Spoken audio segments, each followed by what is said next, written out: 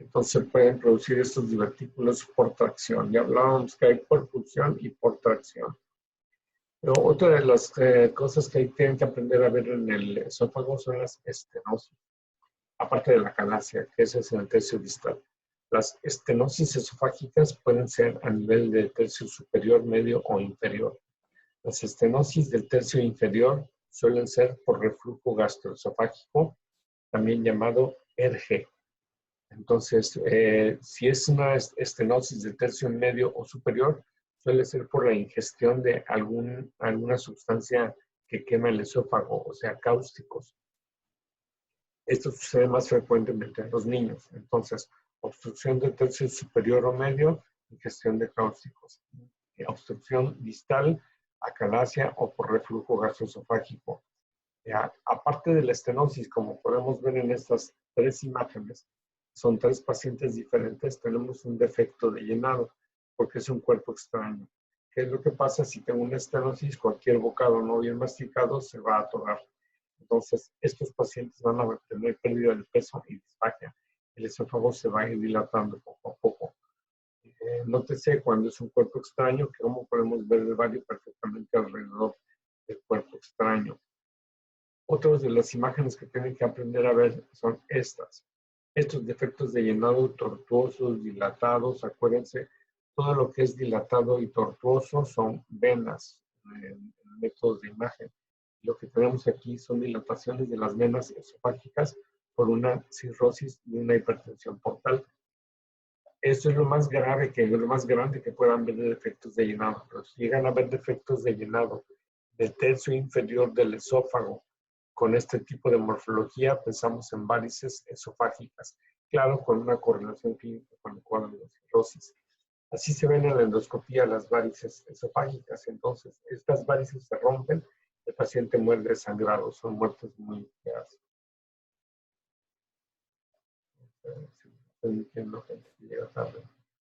Entonces, esas muertes son muy feas por el sangrado del tubo digestivo. Ahora, manzana mordida, cáncer esofágico. El cáncer esofágico o los tumores esofágicos benignos y malignos. Los benignos se llaman leiomiomas. Los malignos, leiomiosarcomas, para la pared muscular, o adenocarcinomas del tejido mucoso. Pues la imagen característica, como esta, es carcinoma esofágico. Sobre todo porque se ve manzana mordida, se ven las irregularidades en la pared. Si tengo una obstrucción con las paredes lisas, podríamos pensar en una lesión de pared benigna, un tumor benigno. Entonces, ¿qué tienen que saber de esófago? 1, manzana mordida. 2, estenosis esofágica con cuerpo extraño. Estenosis baja por ERGE o acalasia. Estenosis alta, gestión de cáusticos. Divertículos, por tracción y por fusión. Tenemos defectos de llenado varicosos, varices esofágicas y hernias hiatales, de las cuales ya hablamos el día de ayer, que se pueden ver también con tomografía, como en este caso. Tenemos aquí el estómago con el contraste dentro del tórax. Ya revisamos hernias hiatales, que pueden ser por deslizamiento y paraesofágica. Ya revisamos esta radiografía de tórax, que tiene tejito regurgitón, acuérdense, hernia hiatal que se distiende y produce dolor. Ya revisamos el triunfo de la muerte de Bruegel, creo, sí hablamos de las epidemias y las pandemias, lo hacíamos por el estilo, ya en algunos lugares como Nueva York y en algunos otros países ya están en una situación más o menos así de catastrófica. Esperemos que no nos suceda, pero hay que estar preparados. Bien. Seguimos entonces con la evaluación de estómago. Esta diapositiva la acabo de presentar hoy, hace ratito, para tratar de explicarles que el estómago es un órgano que se infla y se desinfla según su contenido, pero que no está paralelo al cuerpo, al eje del cuerpo. Esto es importante que lo recuerden. El estómago no está en este sentido. El estómago tiene una parte posterior que es el fondo o fundus, que está aquí atrás, y la parte anterior que se dirige hacia adelante. De manera que, por ejemplo, un estómago inflado con líquido. Cuando estamos acostados, el líquido se va a la parte más declive, que es el fondo gástrico, como sucede en este caso. Esta es una radiografía con medio de contraste con el paciente en decúbito supino, o sea, boca arriba. Fíjense cómo el bario se va al fondo gástrico y el aire se va al antro, al píloro y al duodeno. Aquí todavía tiene medio de contraste, pero en una etapa más tardía se vería puro aire aquí. En cambio, cuando apuesto a mi paciente boca abajo, el líquido se va a ir a la parte más declive, que va a ser el antro. Esta placa está tomada con el paciente boca abajo. Esta placa está tomada con el paciente boca abajo, como ven aquí. Entonces el aire es en la parte más alta, que es el fondo, y el medio de contraste viene al antro y al píloro. Esta posición favorece el vaciamiento gástrico. Le conocemos como posición de Schatzky, y cuando hacemos la serie gastrodenal lo que hacemos es acostar al paciente no boca arriba, sino oblicuarlo hacia su lado izquierdo. Le llamamos posición de Hampton, H-A-M-P-T-O-N, Hampton. Y al final lo ponemos boca arriba, le pedimos que empuje para ver si hay reflujo gastroesofágico. Aquí hay una pequeña rayeta, como pueden ver.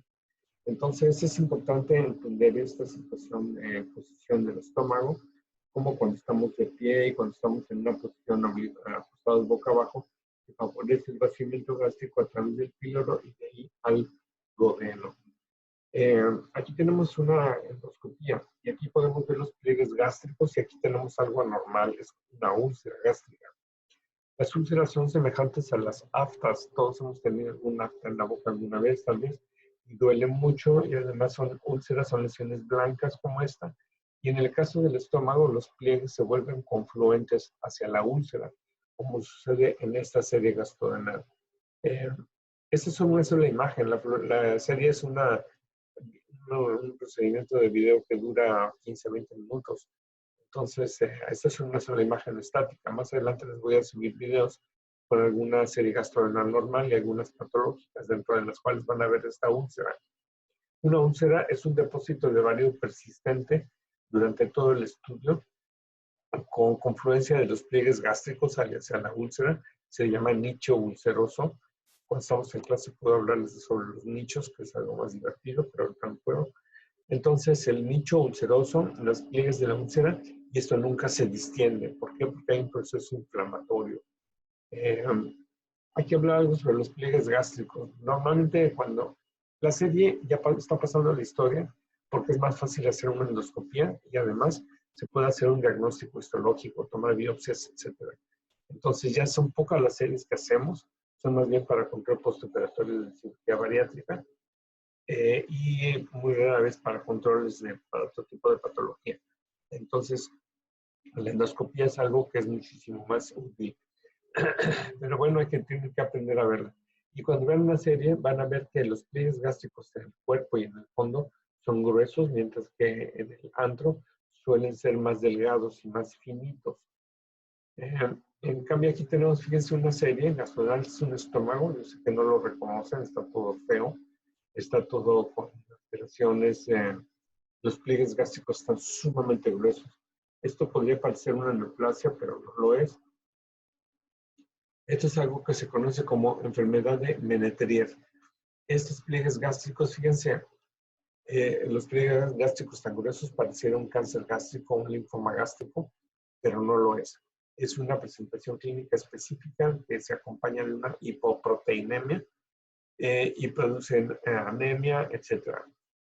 Nunca la van a ver, realmente no hay mayor problema con ello, no la van a ver, hay que tenerlo en mente nada más porque es una gastritis perdedora de proteínas. Esta es una resonancia magnética donde confirmamos pues, el engrosamiento de los pliegues gástricos. En la actualidad, la exploración del tubo digestivo se puede hacer también con tomografía computarizada, que nos puede dar información intraluminal y también extraluminal. Esta es otra ventaja que tenía, desventaja que tenía la serie gastrodenal. La serie solo me habla del proceso intraluminal y no me dice qué está pasando por fuera. Aquí hay una imagen de la endoscopía de este paciente con esta gastritis hipertrófica. Entonces, fíjense bien, las gastritis solo podemos diagnosticar con rayos X, con la serie gastrodenal, la hipertrófica.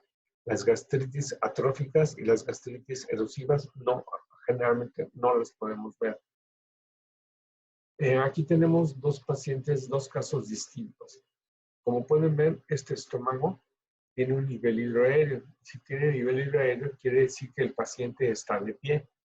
Y aquí tenemos tres densidades distintas: aire, bario y moco. Esto que tiene densidad de líquido nada más, de agua, es moco. Entonces, esto me indica que este paciente tiene una dificultad en el vaciamiento gástrico. Aquí en el píloro, este es el duodeno, este es el arco duodenal. Entonces, cuando yo hago una serie, lo estamos jugando con las posiciones del paciente, por eso lo cambiamos de posición, por eso a veces se ve el estómago de este lado y el arco duodenal de este lado. En este otro caso, tenemos otra imagen y ahora el duodeno está invertido. Quiere decir que mi paciente está acostado boca arriba y hacia la izquierda. Fíjense cómo el líquido está en el fondo gástrico, el aire está en el antro.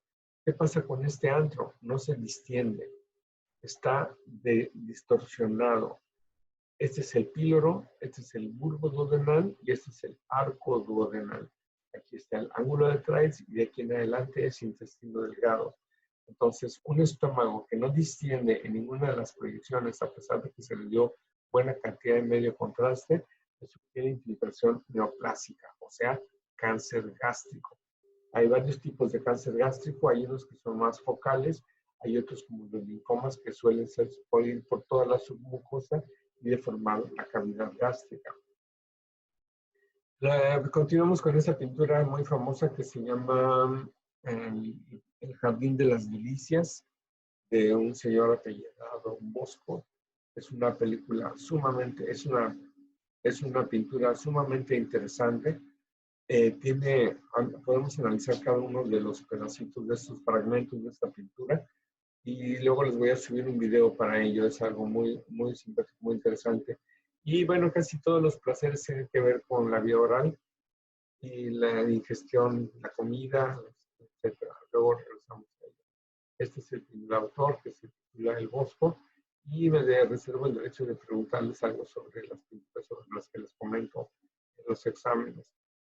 Bien, vean este caso. Tenemos un estómago distendido que no vacía adecuadamente. Es un niño de 1 año de edad con dolor, con vómito, de 1 mes de edad, perdón, con 1 mes de edad y vomita. Lo que tenemos aquí es un píloro alargado. Esta es una hipertrofia pilórica. La hipertrofia pilórica ya hablamos de que es característica en los bebés de 1 mes de edad, generalmente primogénitos, generalmente masculinos. Y vean aquí en esta imagen de Netter. Esta es la hipertrofia pilórica. Vean en este corte transversal cómo la luz del píloro está reducida y hay aumento de volumen de las paredes musculares. Estos niños se les puede ver inclusive en la clínica las ondas peristálticas de lucha, que puede palpar esto y se conoce como la oliva pilórica. El diagnóstico actualmente de esta hipertrofia pilórica se hace con ultrasonido. Aquí tenemos la vesícula, aquí tenemos el líquido dentro del estómago y este es el canal pilórico. Entonces, el canal pilórico, esta es la luz y esta es la pared gruesa. Entonces, para esto, hacemos el diagnóstico con ultrasonido. Hay una fórmula que nos sirve para saber que por arriba de 12 milímetros de longitud el píloro ya es anormal, por arriba de 3 centímetros es anormal. La revisaremos más adelante en el taller. A diferencia de este otro niño que recién nacido y vomita. Entonces, fíjense que hay medio de contraste en el estómago, floculado el vario. Fíjense que está el duodeno dilatado y no hay paso por adelante del duodeno. En esta imagen es un ultrasonido fetal. O sea, este es un niño in útero, es un bebé in útero. Y aquí tenemos el estómago y tenemos una dilatación del duodeno. Es el equivalente a la doble burbuja de la cual ya hemos hablado antes, con los diagnósticos diferenciales que ya hemos comentado previamente, de páncreas anular, adherencias congénitas, pinza mesentérica, entre otras, atresia del duodeno, entre otras opciones. Ya en lo que corresponde al duodeno, es una región bien importante y vamos a hablar de lo que se llama la encrucijada pancreato-duodenal. encrucijada, pancreato, duodenal. Repito porque la vamos a ver todo el tiempo, porque tiene todo que ver con el hígado, tiene todo que ver con páncreas, con las ictericias y desde luego con la patología del tubo digestivo. Entonces, en esta serie gastrodenal, el paciente está acostado de boca arriba, el aire está en la parte más alta, que será el antro, en la parte más declive es el fondo, tenemos el bulbo duodenal, siempre en la segunda, siempre a la derecha de L2, y el arco duodenal, en su borde que llamamos mesial, que está detenido por el meso, y el borde libre. Aquí tenemos un divertículo, así como los vimos en el esófago, en duodeno también suele haber divertículos. Nos quedan 10 minutos, cuando se corte, terminamos y nos vemos al día siguiente para continuar con esta plática.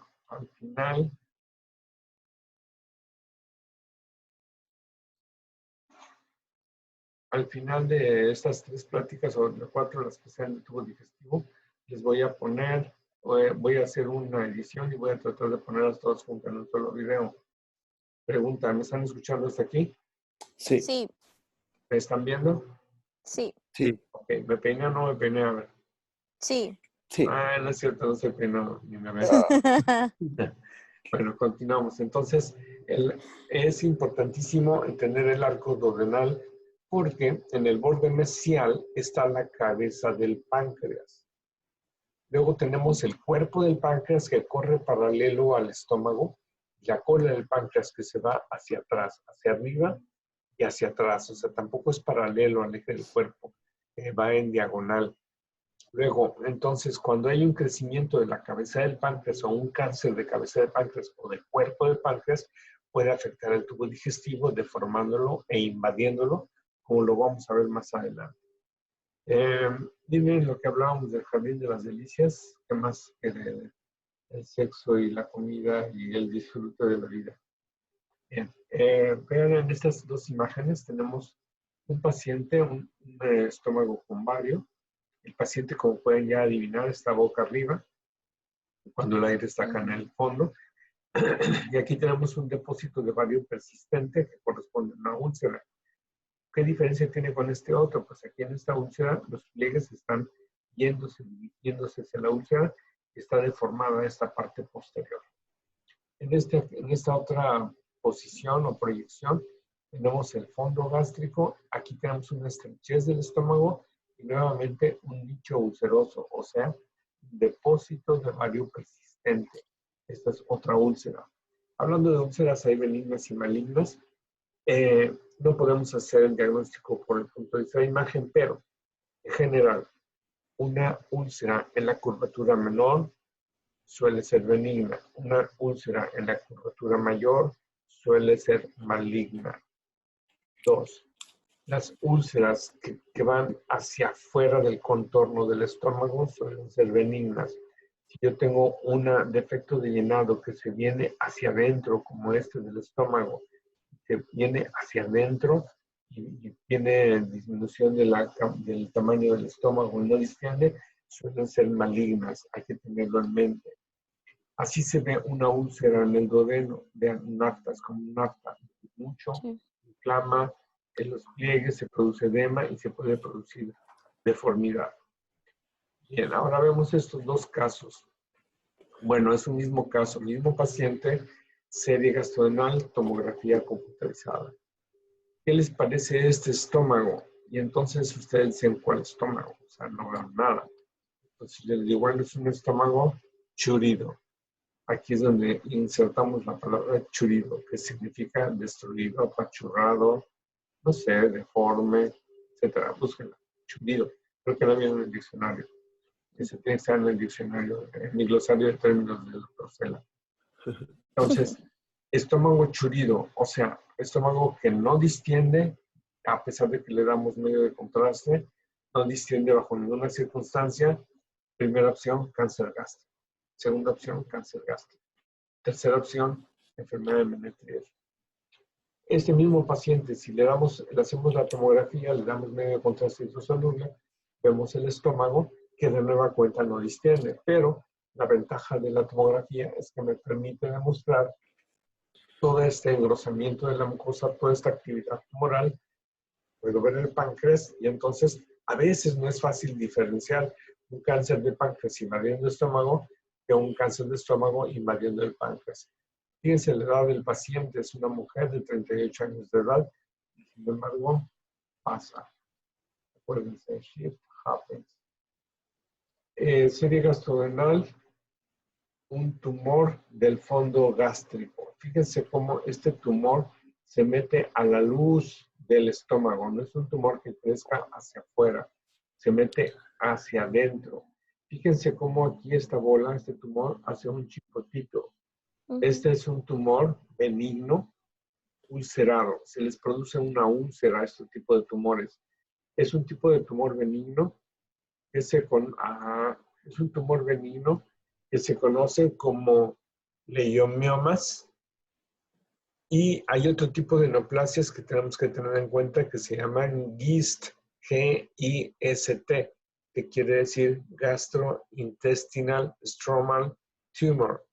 GIST, yo les digo de cariño, gistomas, o sea, es un tumor de diferentes grados de benignidad o malignidad. Fíjense cómo aquí en la tomografía de este mismo paciente tenemos el tumor localizado. Fíjense que el resto del estómago está bien, no está alterado, es únicamente esta lesión focal. Refuerza con el medio de contraste en forma heterogénea, confirmando que se trata de un tumor.